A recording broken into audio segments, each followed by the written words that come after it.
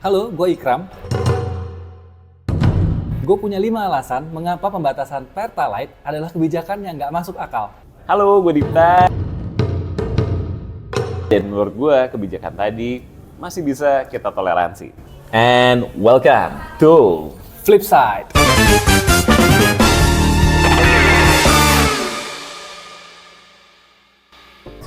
pembatasan Pertalite. Pembatasan Pertalite. Yakin seburuk itu? Seburuk itu. Kenapa? Lo punya pandangan lain?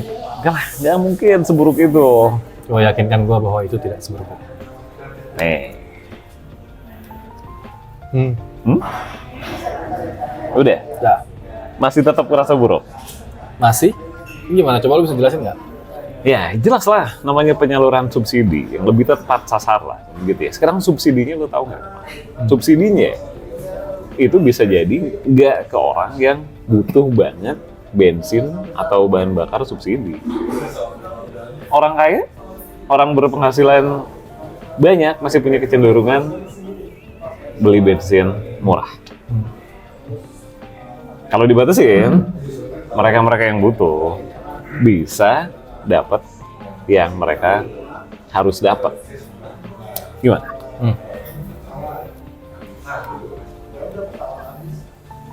Yakin lo tepat sasaran? Kalau hanya dibatasi berdasarkan kapasitas mesin, 1.400 ke bawah boleh beli Pertalite, 1.400 ke atas tidak boleh beli Pertalite, itu tidak tepat sasaran. Karena bisa saja mesin-mesin mobil-mobil yang bermesin di bawah 1.400 tadi itu dimiliki orang kaya. Dan sebaliknya, mobil-mobil yang bermesin lebih dari 1.400 cc dimiliki oleh orang yang kelas menengah misalnya. Mobil second. Jadi nggak menjawab tuh sebenarnya soal tidak tepat sasaran. Tapi nih, gue punya satu kartu lagi. Kartu gue masih ada beberapa, aja. Ya. Tapi kartu yang ini bakal meng-counter yang tadi lu bilang. Mengurangi beban anggaran negara. Gila. Kalau subsidinya tepat sasaran, anggaran negara nggak kebuang-buang. Distribusi tepat sasaran. Yang butuh dapat yang mereka butuhkan, bukan yang mereka inginkan. Iya dong, penyerapan anggaran negara jadi lebih bagus.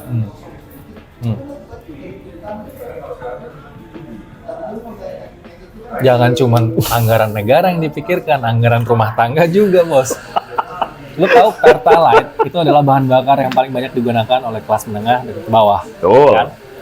Ketika ini dibatasi, ketika ini sulit didapatkan, otomatis akan ada pengeluaran tambahan bagi mereka untuk mendapatkan Pertalite. Dan ini akan memicu bertambahnya pengeluaran ekstra yang pada gilirannya akan meningkatkan beban ekonomi mereka.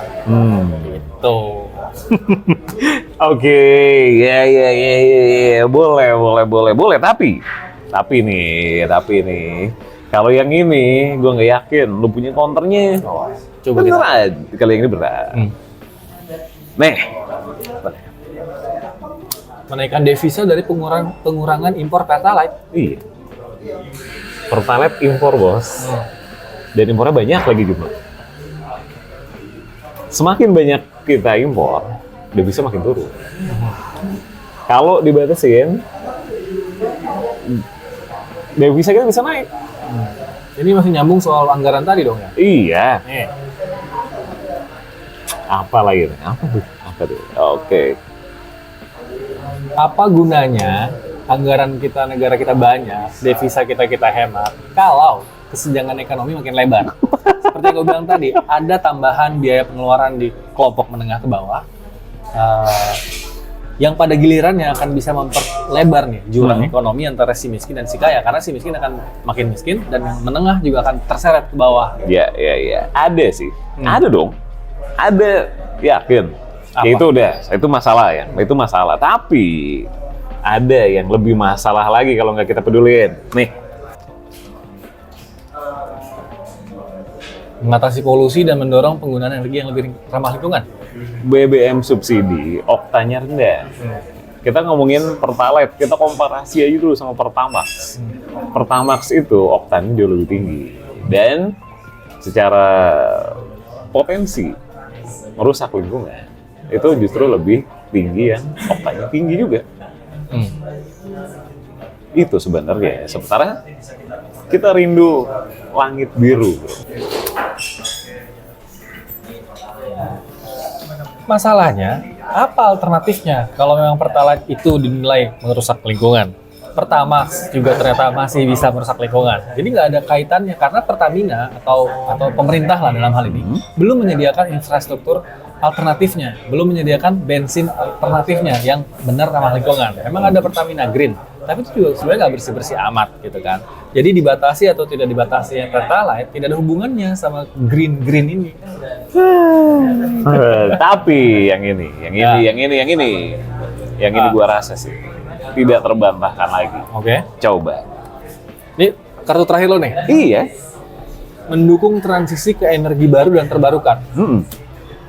Ya, jadi gini, kalau pemerintah melakukan pembatasan bensin bersubsidi Pertalite, mereka punya ruang buat eksplor energi yang baru dan terbarukan. Upaya pembatasan Pertalite udah banyak loh. Dari mulai nggak semua pom bensin atau SPBU jual Pertalite. Beli Pertalite sekarang juga harus pakai QR. Dan kendaraan yang pakai Pertalite itu juga udah dibatasin banget. Nggak semua kendaraan bisa pakai Pertalite kok. Oke, ini kartu pamungkas gue. Semematikan itu, Semua pembatasan, semua aturan di Indonesia ketika itu menyangkut hajat hidup orang banyak dan resistensinya tinggi, akan selalu muncul pasar gelap.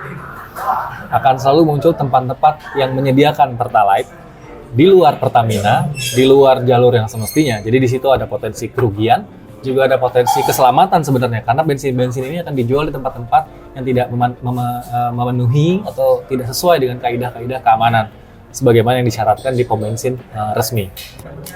jadi gimana menurut Stensar? Flip or side?